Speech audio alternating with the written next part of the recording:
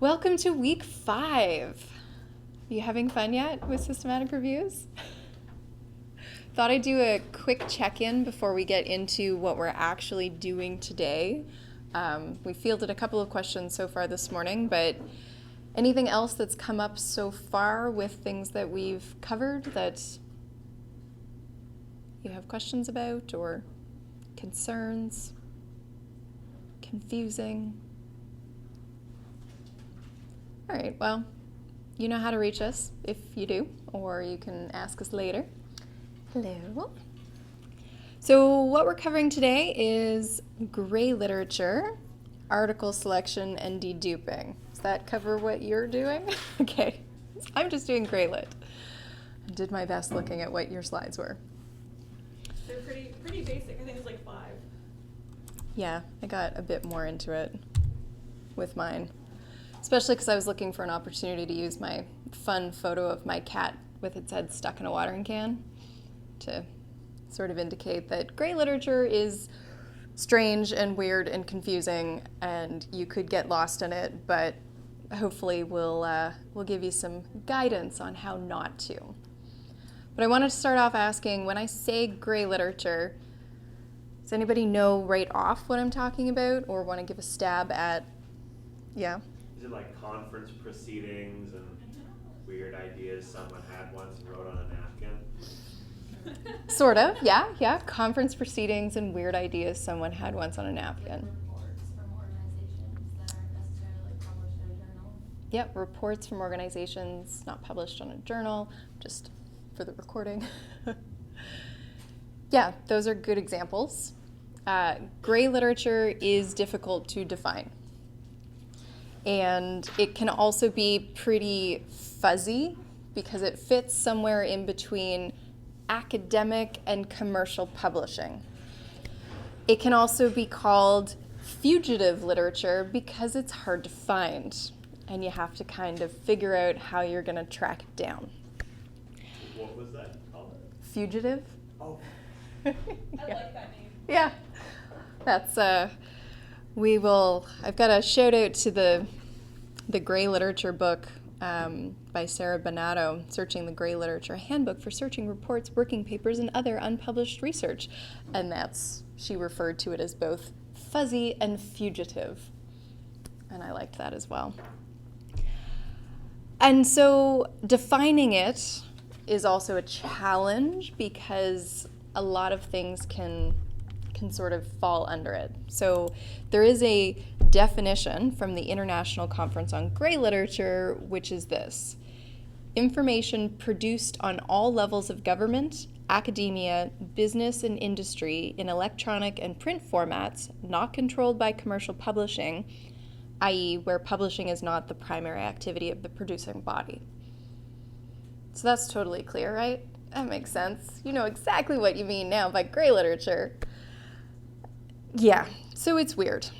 But it is something you do need to consider including when you're doing any kind of systematic review. Now, I say consider because it's not necessarily something that's required every single time. We'll get into that. But the purpose of including it is to, again, going back to the whole idea around systematic reviews, is to reduce publication bias, to increase the currency of your results, and to include global literature. So if you think about conference proceedings as an example, conference proceedings may get turned into articles a couple of years later, or they may never get turned into articles. And so if you want to make sure that if you captured some of that information that was really, really interesting and really fits with your topic, but never got published anywhere, then you have to look at gray literature. And so do you really need to just because we say you need to, or is this included in standards? Do standards say yes, include gray literature? And yes, many of the standards that we talked about before do have a section that says yes, include gray literature, and sort of spells out what they mean by that. But it's also, librarians and other people have been doing research to find out is inclusion of gray literature in these types of reviews useful? Like, did they find things that they didn't find? Did it change results of things? And yeah, inclusion of gray literature has been found to change meta-analysis results, to things that interventions that weren't thought to be effective to actually be effective. So it can have a big impact. And things like cutting edge research around drugs and things. One study had found that only looking at the published literature misses at least half of the work being done around these cutting edge drugs. So it is overwhelming, can sometimes feel futile when you're searching for gray literature, but it is necessary to consider it depending on your topic. And this is going to especially be useful for qualitative topics, or if you're doing things around clinical topics that might have clinical trials and other types of reports. So this is an example of the Institute of Medicine standard that talks about the inclusion of gray literature. So it is talking about searching gray literature databases, clinical trial registries, other sources of unpublished information, talking to researchers, hand searching selected journals and conference abstracts, conducting a web search, and then searching for studies reported in languages other than English if appropriate. We talked a bit about language as an exclusion, inclusion before. So this is just, again, remember, not everything gets published.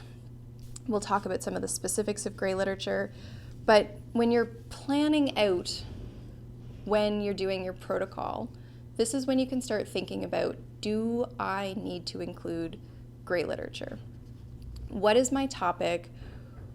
Who would be publishing or writing about this sort of thing? And start thinking about it up front. Start thinking about those type of sources. And we're going to get into more specifics about what that means to get started with gray literature. So you do have to make some decisions. If you're working with a team, this would be a good time to talk to your team about, again, what's your question? What type of organizations out there might be writing on this? Is there a conference specifically on your topic in your area? Maybe we need to look there. Because gray literature is so huge and can be quite unwieldy to think about, it's best to start figuring out in advance where you're going to look and when you're going to stop looking. So you're probably not actually going to do the gray literature search until after you've done your database searching, but in that initial planning stage, you need to start thinking about it. Would you agree? Gray literature after database searching? I would think so. Yeah. I mean, that's usually where I go, but it's because I don't like doing great literature searching. I'm like, I'll just put it off to the later parts. Yeah, that's usually what I have found as well. But I mean, the hard part is getting a good search for your databases. Great literature is messy and hard-ish. It's just messy, though. Yeah. It's most of the beauty of a systematic review search. Yes, and we will get into how do you actually translate your search strategy from your databases into gray literature stuff. So yeah, the same way that you are thinking about inclusion-exclusion criteria for the types of articles you're trying to find, you can think inclusion-exclusion for gray literature. So this will help you determine what's relevant, what sources that you should be searching, which may be different from database searching. So for example, if you decide you're only going to look at federal government sources, you're not going to bother with the provincial stuff, you have to note that and be able to justify why you did that. The same way you're justifying why you searched database X instead of database Y. If you're going to limit it by date in your gray literature searching or by language, those are also important inclusion-exclusion criteria to think about that will just help you plan and focus this gray literature search. So you're not just sitting in front of the Google search box going, what am I doing? What am I going to do? You also should think about when you're going to stop searching. And this can be hard to do in advance. And I admit, when I was reading this in this book, I thought, well, that's all well and good. I don't know how you actually do that in practice, because it can be hard to judge. Database searching, it is a little easier when you are doing a systematic review to know when to call it for your search, because you've got your search strategy, you've got X number of databases, you run your search, you get your results, you're done. You don't have to worry about searching other databases. Gray literature, you can go off in all sorts of directions. And when we get into talking about the specific different types of gray literature, you can see how this could get really big really fast. And I do have some numbers a bit later around where you'll find the most kind of gray literature. So you really don't want to go nuts trying to look everywhere. Really think about your topic, your question, and the best fit for sources that you might find information there. Some of it may be trial and error, that you may have to look in a few places, fail to find anything useful, and move on to something else. But you really can't search everywhere for gray literature, or you will just lose yourself. Translating your search for finding gray literature, you will have your search concepts, you will have brainstormed keywords, you will hopefully have a series of words strung together with Boolean operators. That's not going to work for you when you're doing gray literature searching. Maybe with the exception of searching databases for conference proceedings or theses and dissertations. But if you're not using a traditional database to do gray literature searching, then your database lit search strategy is not going to work. Most of the gray lit searching you're going to be doing is keywords, and it's only going to be a couple of keywords. You're probably not going to be able to cover your whole question or your whole concept, because if you've ever gone to a website and tried to use their internal search function and how hit or miss those are, Google is a great thing, but with gray literature, a lot of what you're going to have to do is go to specific websites for a society or an organization and try and find information there. I'm going to talk a little bit about site searching with advanced Google searching, which helps get away from that. But again, it's going to be keyword searching. And they may not be using the same terminology that you've used. So you'll have to look back at the different words you've brainstormed and see like, all right, this word didn't work, but I've got 8 other options to try. And you can play around with that. Again, gray literature is fun. There are also things like checklists from Cadith or other organizations that have pre-selected gray literature resources listed that, again, depending on your question and your topic, may or may not be useful, but they exist, and we'll at least share the Cadith one with you guys. It does tend to be a bit more clinical than qualitative, I have found. I don't know if you've done any of that.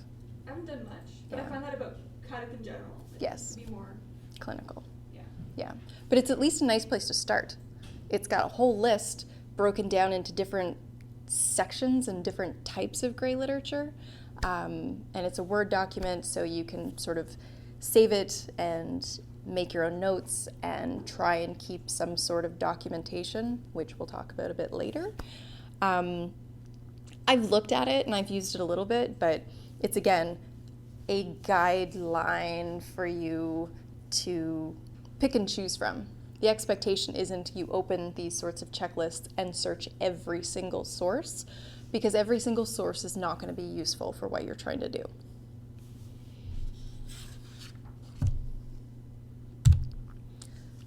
So, how and where do you find gray literature?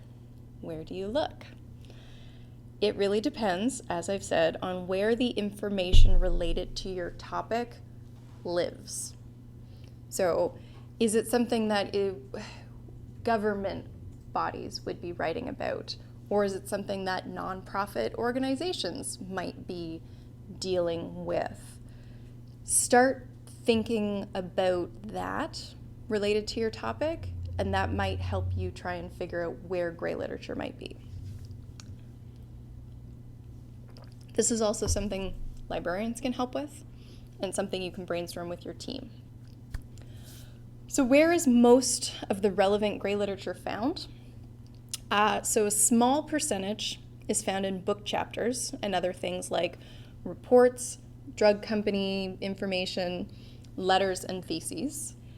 About half of gray literature can be found in conference abstracts, of which maybe 50% will end up published sometime in the future. With anywhere between 1 to 3 years or never, as I said. Then about 30% is unpublished, things like trial registries, what's called file drawer data. And this came up at the workshop that I attended back in November, and I was like, what's file drawer data? It literally is like stuff people have in their desk drawer that they've just dumped there, which, is difficult to actually get at and search if you are not physically there. So that's where some of the gray literature can be found. And so that 30% number does jump to about half when you take into account the conference abstracts that don't get published. So thinking about that, the places that you are more likely to find relevant gray literature are going to be your conference abstracts, things like trial registries, contacting authors to find out about their data, and then less so, but still important, are the things like reports and theses and dissertations and other random stuff you'll find. So knowing that just might help you feel a little less overwhelmed with thinking, oh, I've got to look everywhere because I'm not finding anything.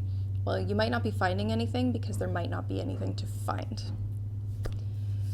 So databases can still be used, sort of. So databases like Medline, Embase, Scopus, and maybe others, you can limit your publication to document type if you wanted to try and get at reports or dissertations or conference abstracts. Not all of these databases have all of these types of things.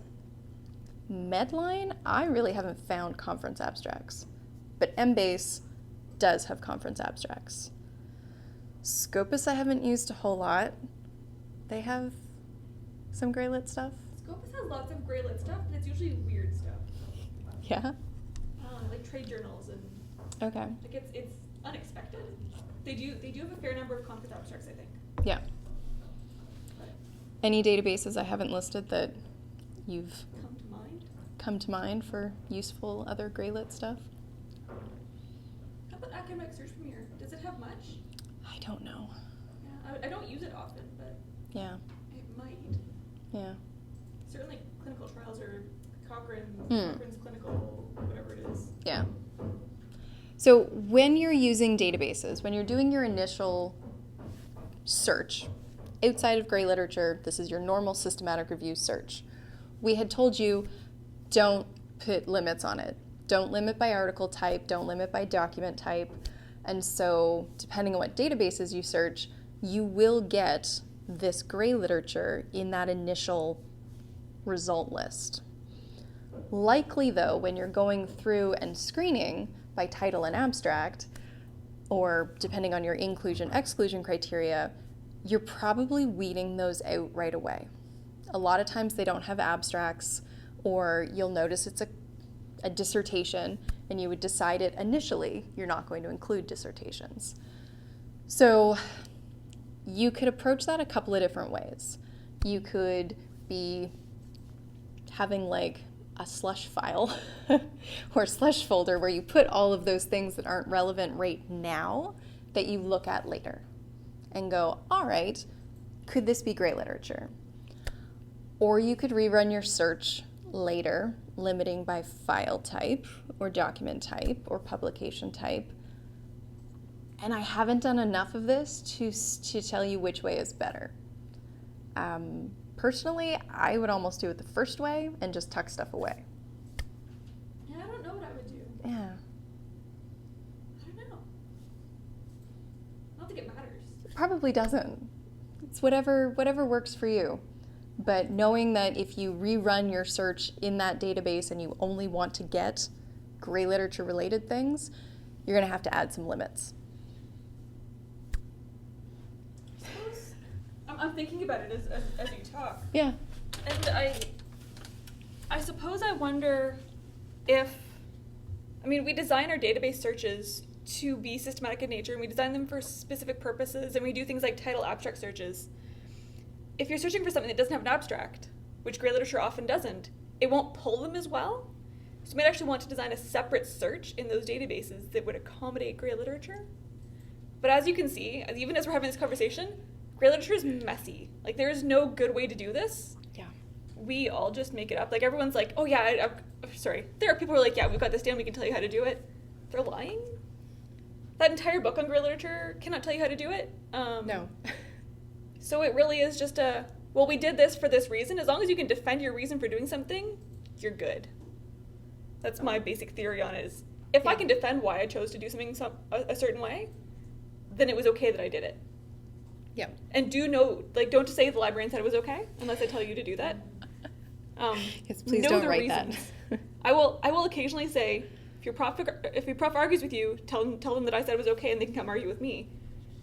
But mostly, like, know why you're doing things and try to understand the reasons behind your decisions, or our decisions.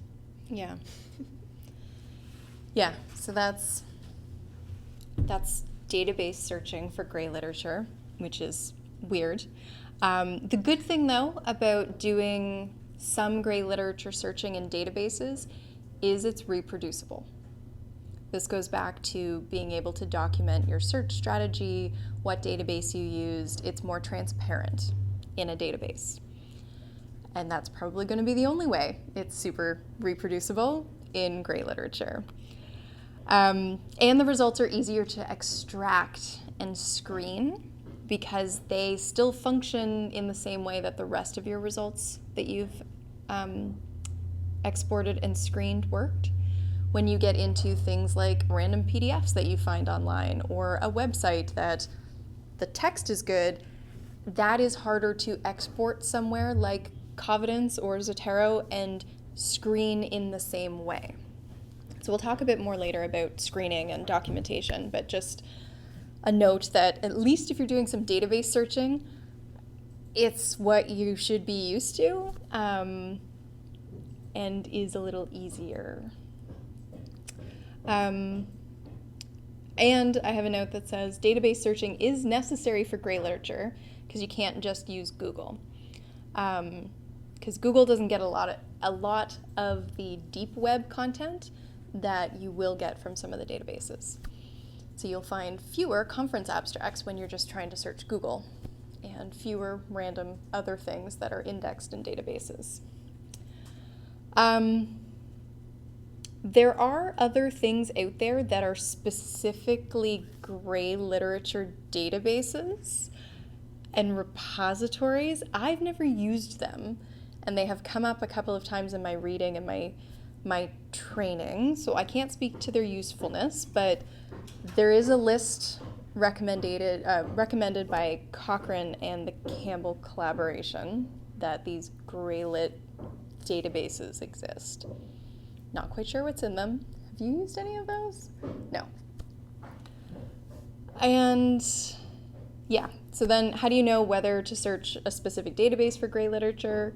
Again, you can take a look to see specifically, does this database index any conference abstracts, anything other than the traditional journal article.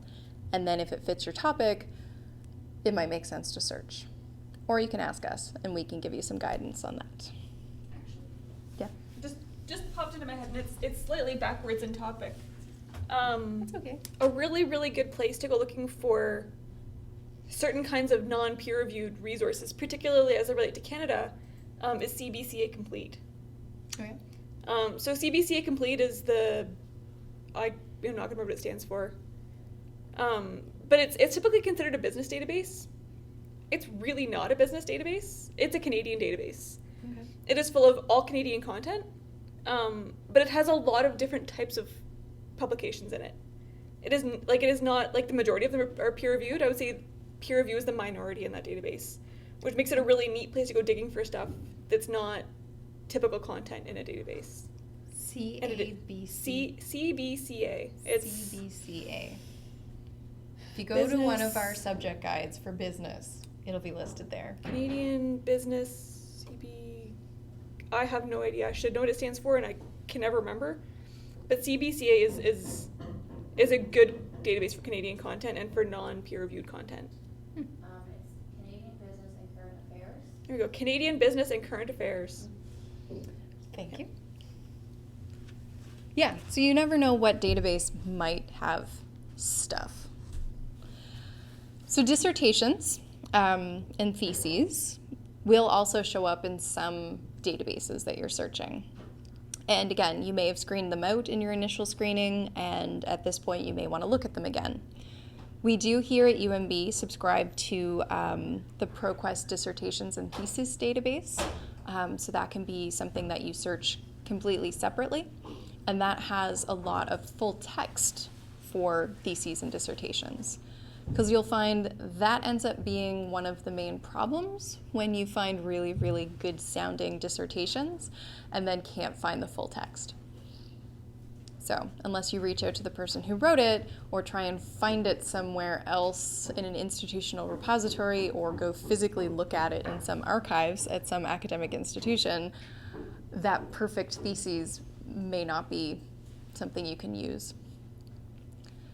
But I've had good luck finding full text in the dissertation database. They do a good job. Every Yeah. once in a while it gets a little buggy to find them, but I find it's mostly pretty good. Yeah. And then we've got search engines. So Google, yes, is our go-to, I think, for most people now.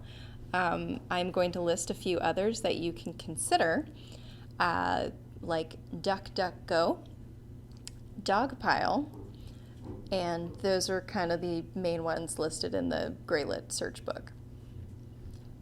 Again, I've used DuckDuckGo a little bit, but not really.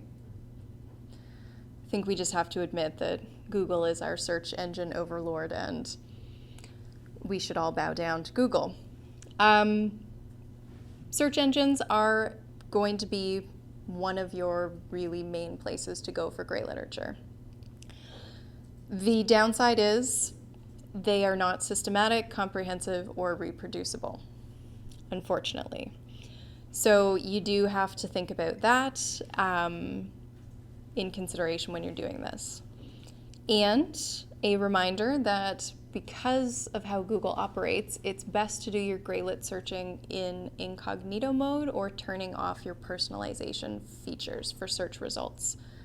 Because you don't want to get stuck in a research bubble where you aren't finding things because Google doesn't think you should see them because you haven't looked at that sort of thing before. Or depending on where you are searching from, it doesn't think you should see things in a different location because that's where you are. I could go on and on about personalized search results in Google, which usually I really love, but for this kind of searching are kind of a problem.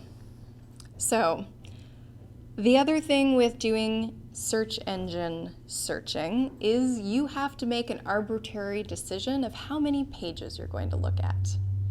I know typically in our daily lives of Google searching, I don't know about you, but I don't tend to go past the first page because I trust that Google has done its job and provided me with the best results for my question on that first page.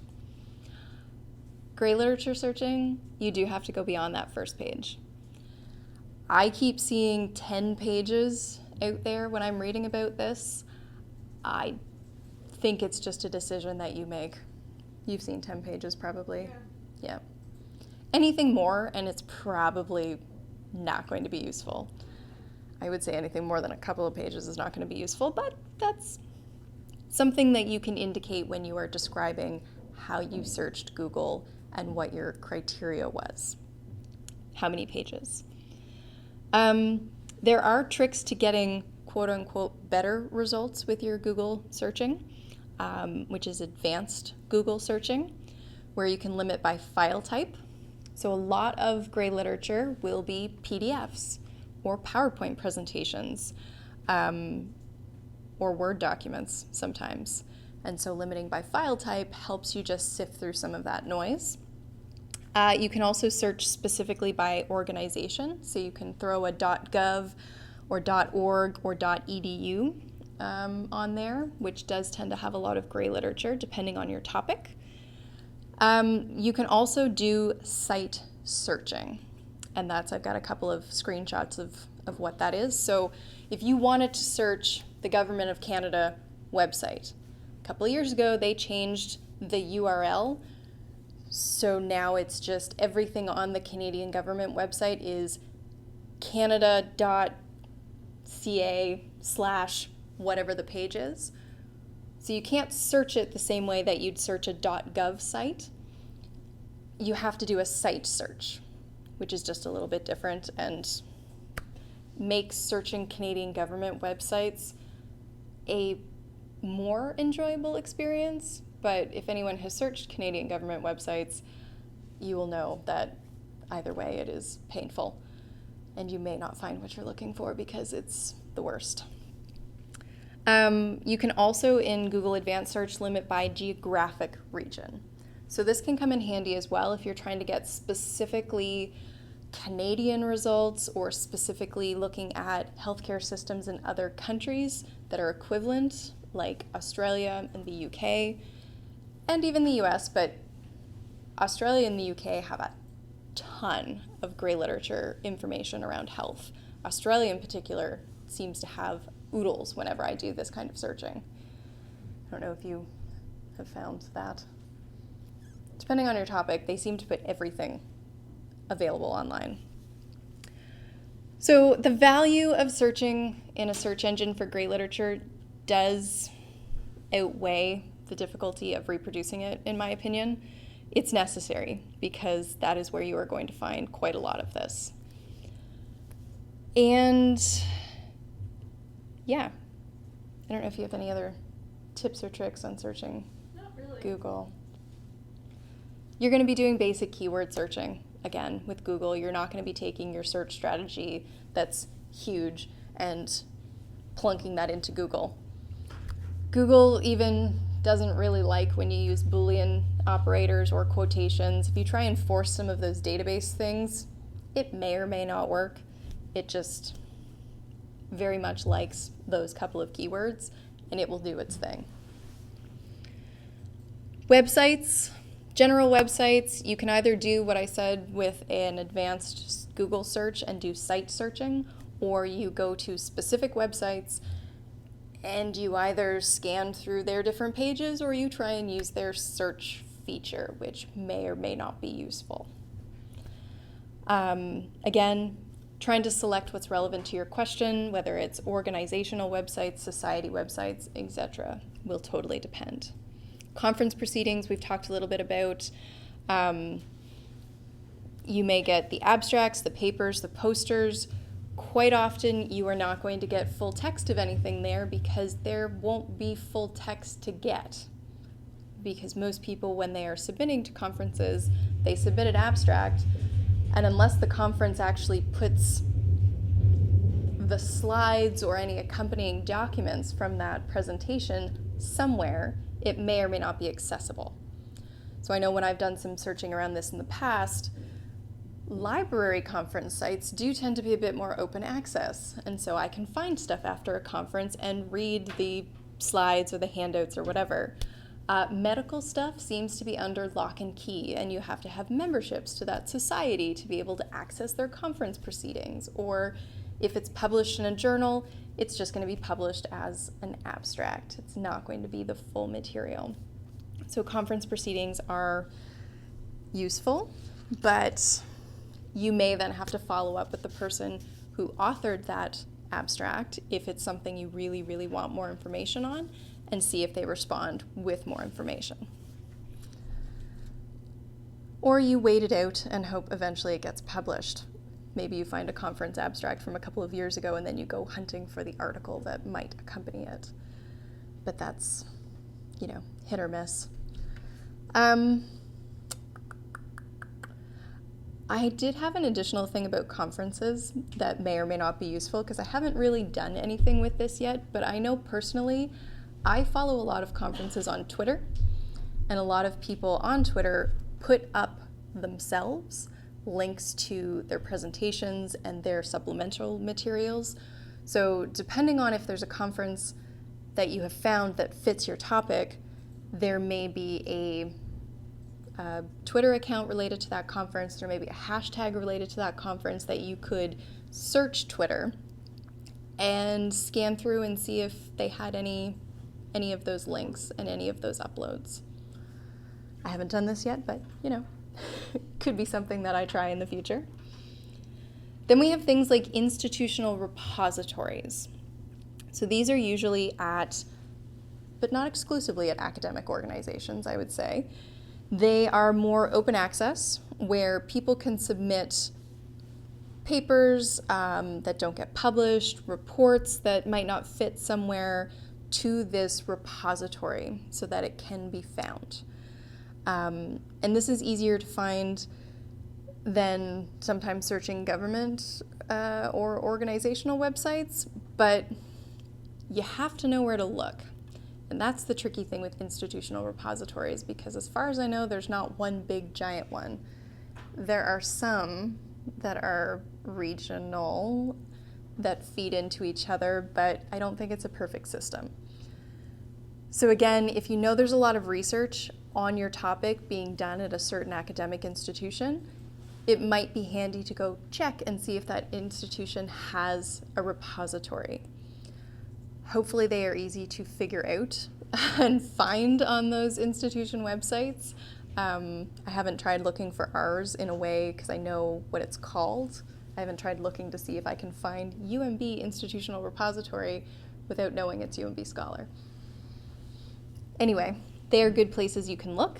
Again, you can chat with us to kind of see if we know of any good ones to look at. Then you've got clinical trial registries. So depending on your topic, if it is more clinical in nature, you may want to go look to see what ongoing clinical trials have been registered but haven't necessarily had anything published with. And so there are specific registries, clinicaltrials.gov. Canada has a clinical trials database. It's not a registry in the same sense, so it does provide less information. HWO has an international trials, clinical trials registry search portal, where it is pulling data sets from other clinical trials registries, either on a weekly or a monthly basis, depending on where in the world it's coming from. So again, the nature of your question and your topic is going to drive where you are going to look for these sorts of things.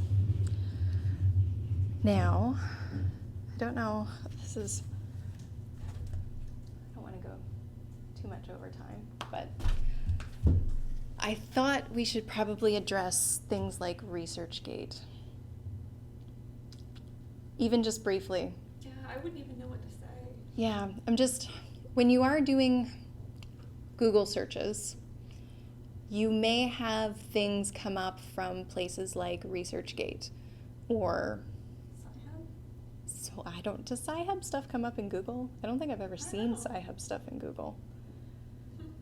Anyway, these types of places where authors have put their own information up that may or may not be freely accessible, you may have to create an account to get access to it. I've heard them described by colleagues as Facebook for academics. And it's really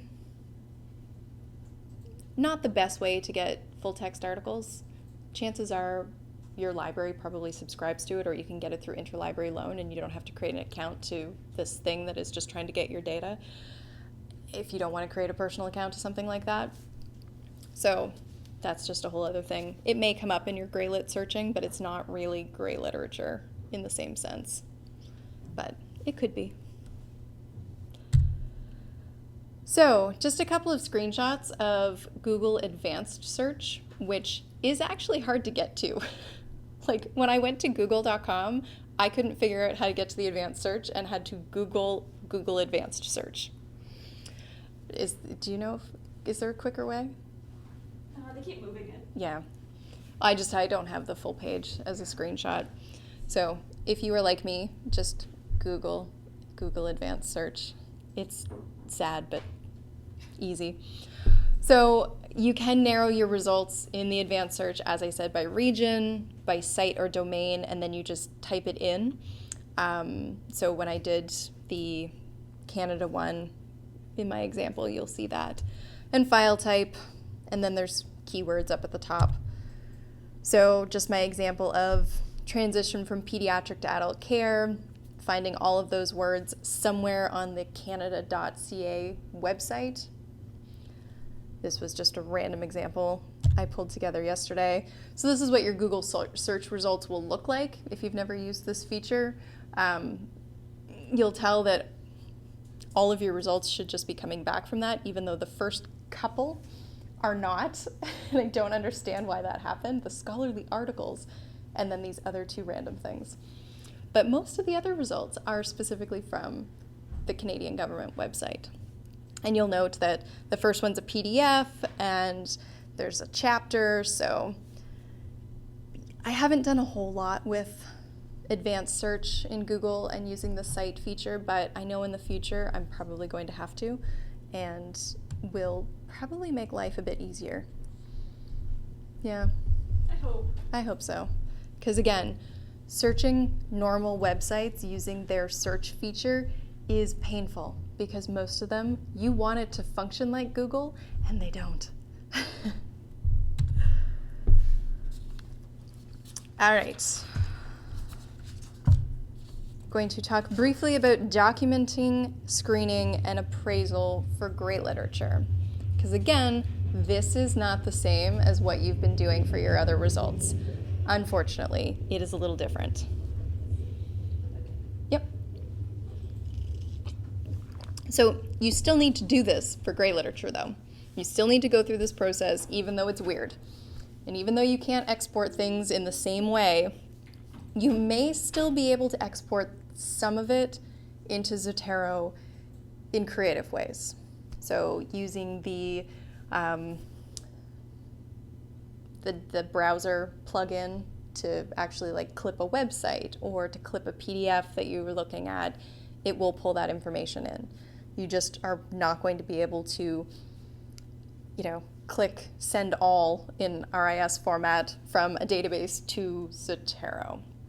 Or you may have to figure out another way that you can kind of keep all your great literature in one place. Again, it's weird. I would recommend taking a look at some other systematic reviews to see how they've written about great literature, or if they've included any documentation. I have come across some recent ones that do an okay job of this, and I can share some examples of wording around this as well, because some systematic reviews that I've seen just basically say gray literature was searched, and that's all they say about it. They don't provide any additional information, which again doesn't make it easy for the person reading it to figure out what they did if they want to reproduce it. So thinking about when you are doing this for your normal systematic review searching, you are documenting why you searched certain databases, why you made that choice. Is the search reproducible? What keywords did you generally use? It doesn't have to be quite so explicit, but at least making those notes yourself. If you did have to go back in 2 weeks and do the same thing, you would have that information. You searched this website, you found nothing useful, you know you've done it. So the CADITH checklist that I mentioned, it being a Word document, you can make your notes in there if you want. There's another document that I found from the University of Waterloo. It's a Gray Literature Search Plan template that we'll upload to D2L and send around by email for those people who don't have access to D2L. And that may be a tool you can use to keep yourself organized with gray literature. Because it's weird, it's still necessary to document and keep track of how you're doing this. There are certain suggestions on how you can report website searching or search engine searching, like how you actually write it up in your methods. And again, I can include examples later. But basically, you want to track what the website name is, what the URL is, what were the dates that you searched on, what terms did you use, and were there specific sections of that website that you searched, or did you search the whole website? What kind of result numbers did you get, if that's a thing that you can get from that website? Your goal with this is to provide an accurate description of what you did, whether or not it's reproducible. So for search engine, you include, I searched Google on this date, I used these words, and how you chose the results. So again, you looked at the first 10 pages and anything that was relevant you saved. This can be done in a narrative way when you're talking about how you did your searching. And again, can provide some examples for you guys to see how that could be written.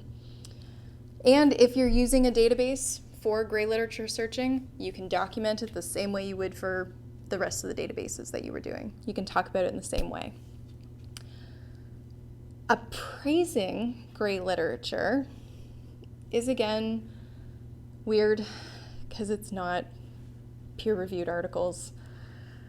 But you can do it in a similar way because you're going to be looking at similar things. You're going to be looking at how current is the information, who wrote it, is this reliable, is there a bias or a point of view going on? Like, did you find propaganda from a drug company about how great their drug is? Maybe you don't include that. There are specific appraisal checklists for gray literature, but most of them are available. Most of them are like how you would evaluate a website. So if you've all done the CRAP test and all of those other lovely acronyms, it is basically what I have just said, looking at authors, currency, reliability. Yeah. And finally, there are other types of searching that don't really fall under gray literature, sort of, or normal searching, that you should consider, that we've sort of touched on a couple of times throughout these workshops. The first is hand searching journals.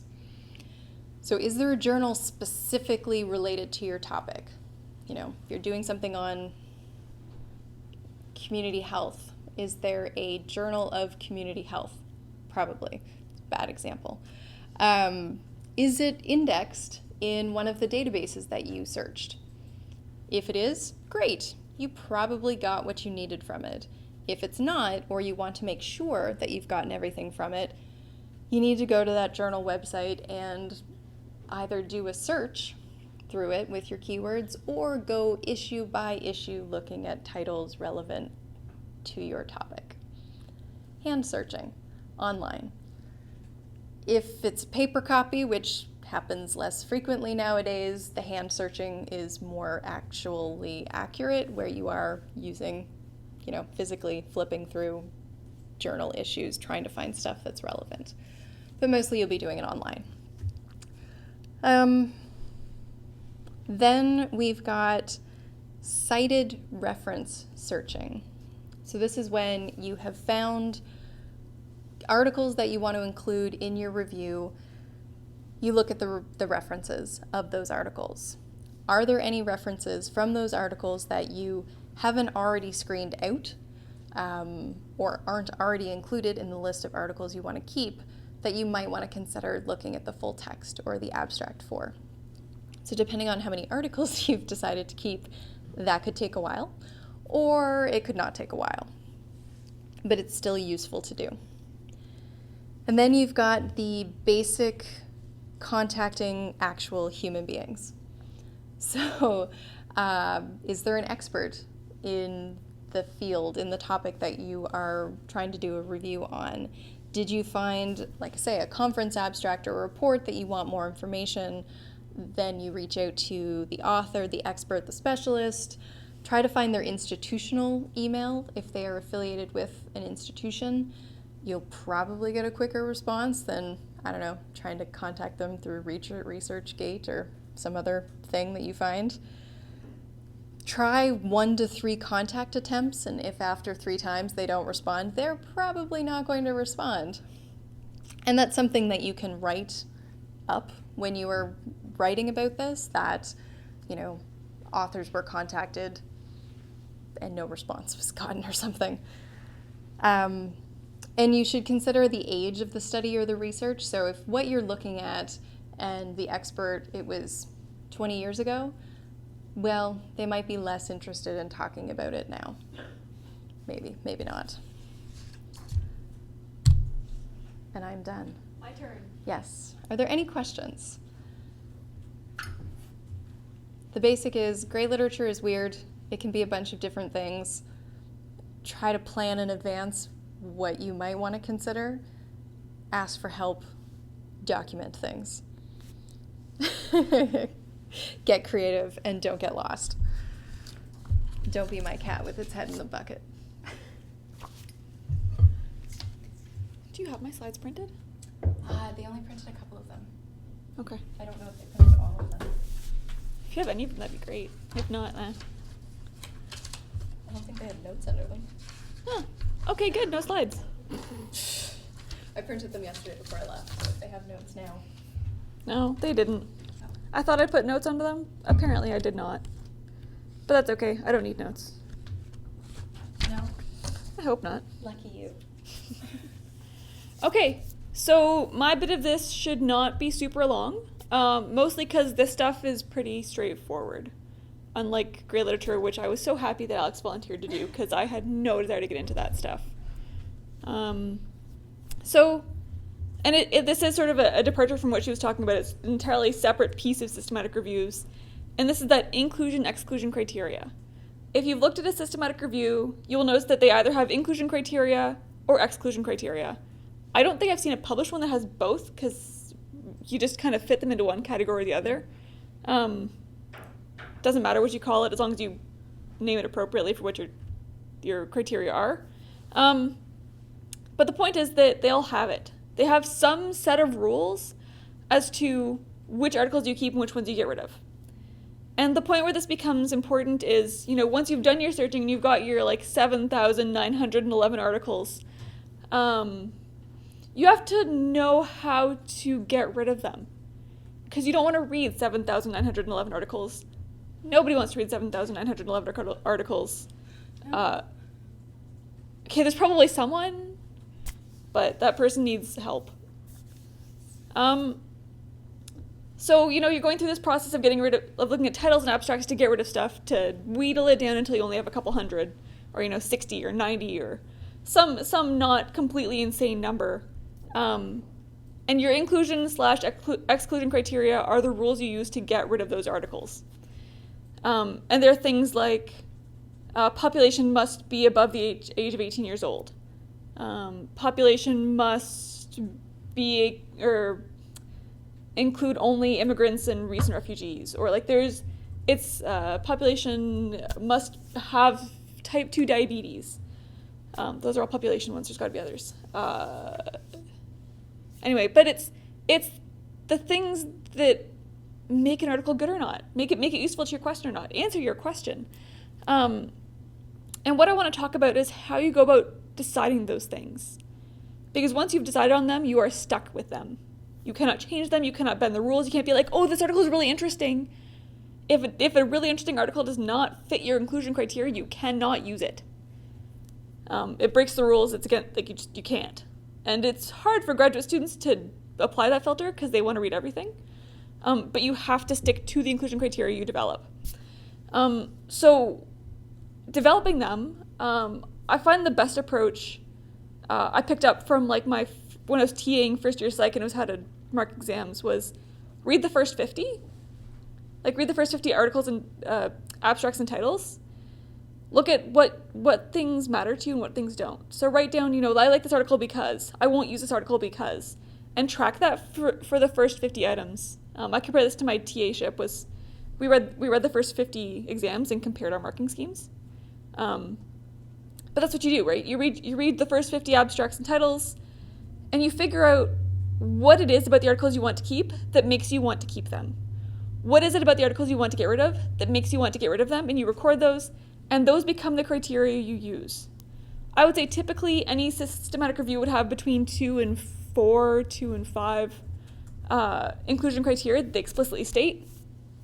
And again, these are things like population criteria. The one that Emily is working on right now, one of the criteria is it has to be a randomized control trial, and no other type of study is allowed, no gray literature. It's a very clean study. But that's just the criteria, which is great because there's a lot of stuff on that topic. But yeah, I mean, it's not hard to do, but you do need to do it. It needs to be the first thing you do when you have your results. The first thing you do is figure out what your criteria are, and you stick with them. And the other important thing about those inclusion criteria is as you do a systematic review, you're doing it in a team of 2 people or 3 people or more people, and you have to agree on your inclusion criteria. So if your methodology requires you both to go through the same articles and pick out the same titles and abstracts and decide which ones get included, you both need to go through those first 50, figure out what you want to keep and get rid of, and discuss the criteria that you find that matter the most to you, so you're both starting off at the same place. And you'll find that as the systematic review progresses, you go through your initial 7,911 articles, and you do the title and abstract screening. So the first stage to any systematic review after you've got your results is to screen by title and abstract. And after you do that, you'll have sort of 3 categories. You'll have keep, maybe keep, and get rid of. And that maybe keep category is usually because you didn't get enough information from the title and abstract to decide if you're going to actually keep it. So then you go through your keep and your maybe keep category a second time with the same inclusion criteria, but looking at the full text of the article to make sure you really want to keep this information.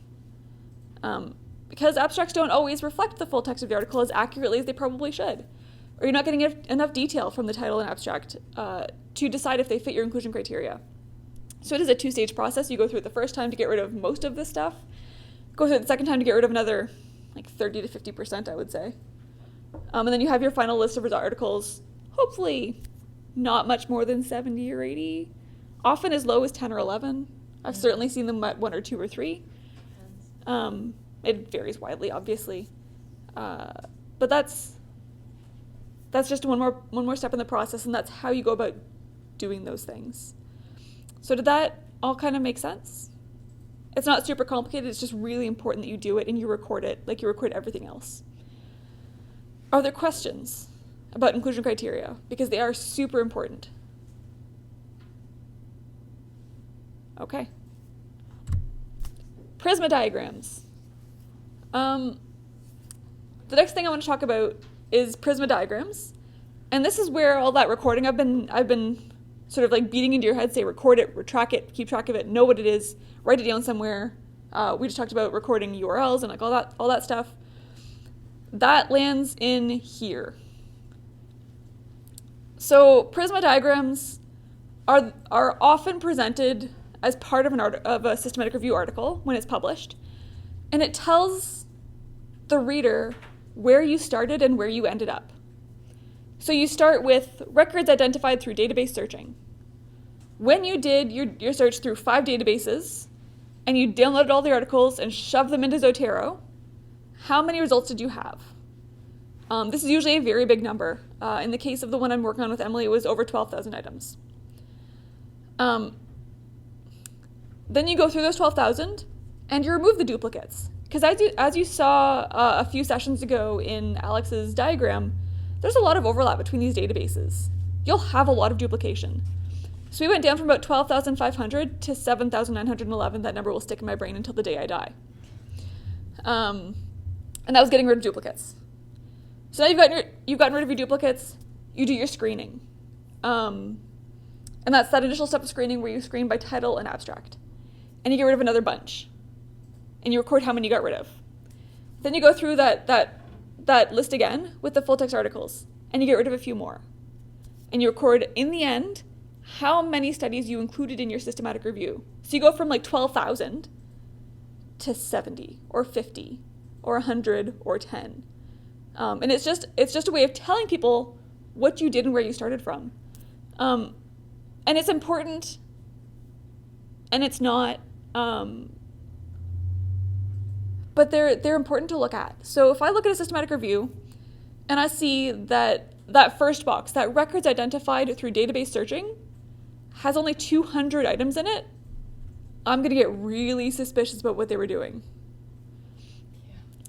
By the same token, and I've seen it happen, if it says records or studies included in the review n equals 0, I'm going to be a little worried that they had no articles.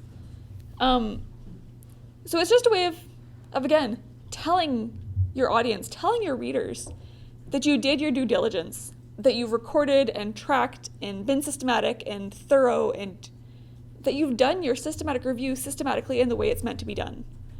And they're nice. Like, it's just a nice, solid summary of what you did. Yeah. But again, it is part of that, keep track of it from the start. Like, really keep track of everything from the start.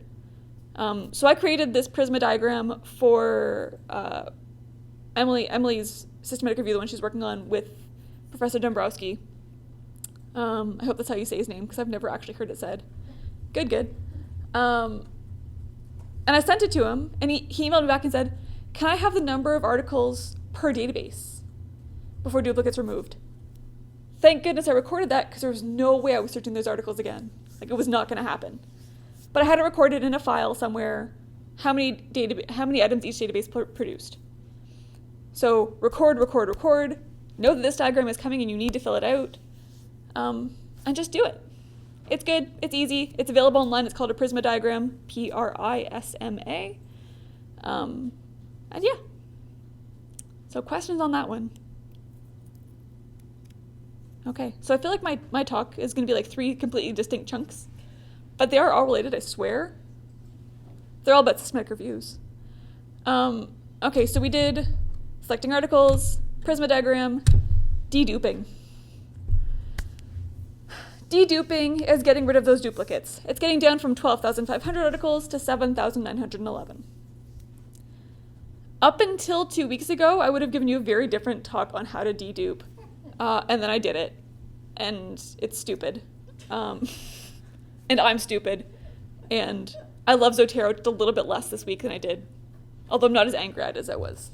I've kind of settled down, like, okay, fine, this is not Zotero's fault. This is just the world that's out to get me and make me go gray. So I talk about Zotero, and I teach Zotero. And Zotero is one of several citation management tools. There's Zotero, there's RefWorks, there's Mendeley, there's EndNote, the sort of the big 4. There's other ones, I'm sure, I just don't know the names of them, and I don't care. And I will say that any issues you have are not Zotero's fault. They are the fault of all of them. They all suck and are awesome in the same ways. So Zotero is just as good as anything else. It's just, I was a little annoyed that week, because it is a little harder than it should be. And the reason is that these tools were never designed for systematic reviews. They are not designed to accommodate 12,500 articles being shoved into them and synced online 15 times as you change things. So they can be a little slow.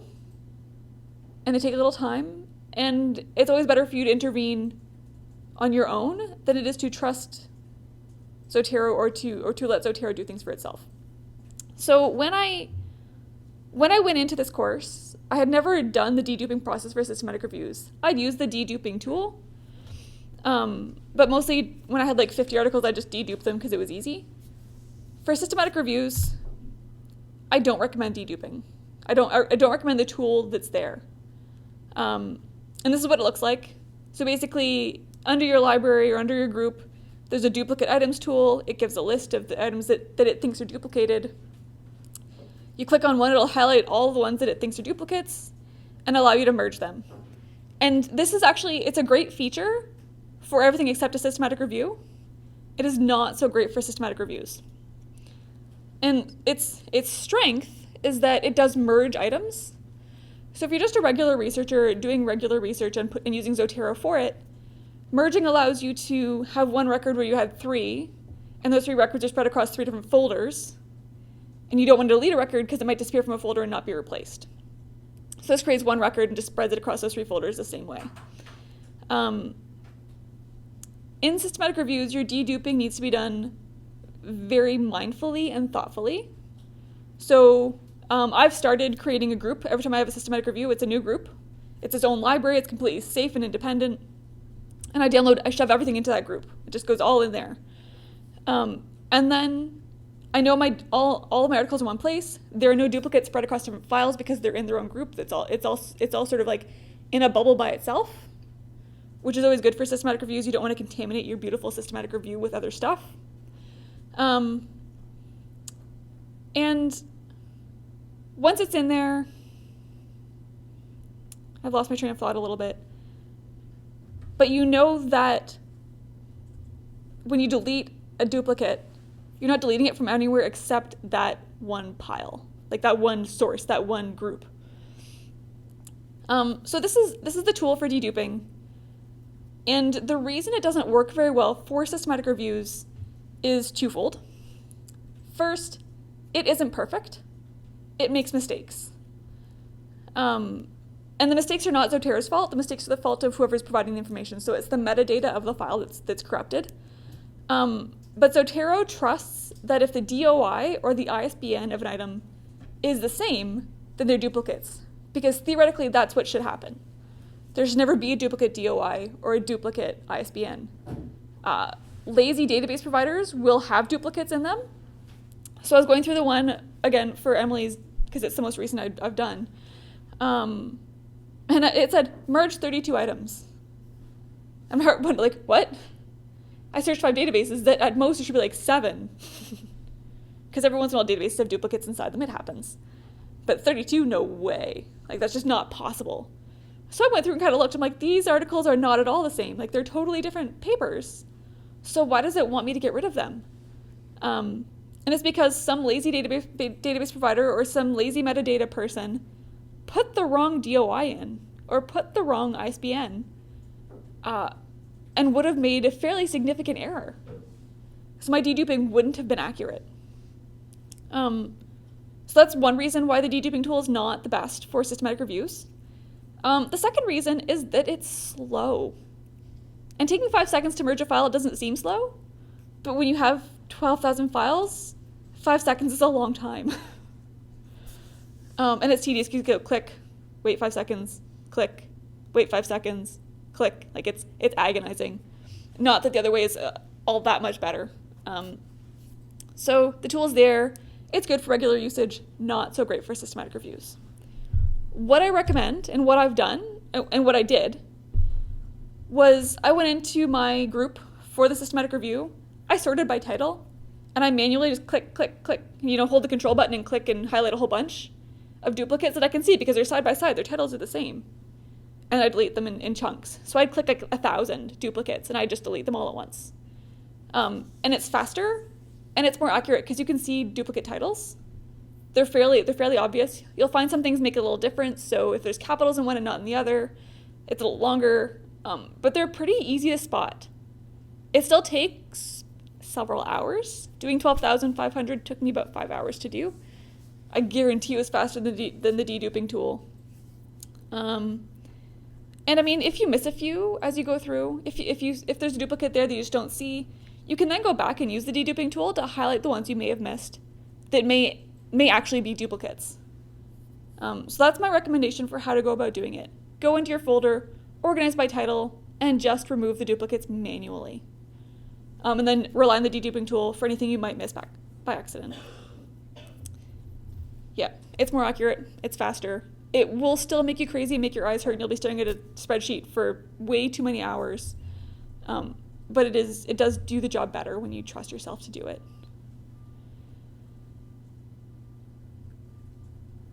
Okay, I think that's all I have to say. Are there any questions, any concerns, anything about today's talks or previous? Are you all kind of feeling okay about what you're doing? Okay, so I will stop the video and we'll take a break, and we'll wander around and help people out. There's a couple of you I want to talk to, some of you who need to talk to me, and we'll go forward from there.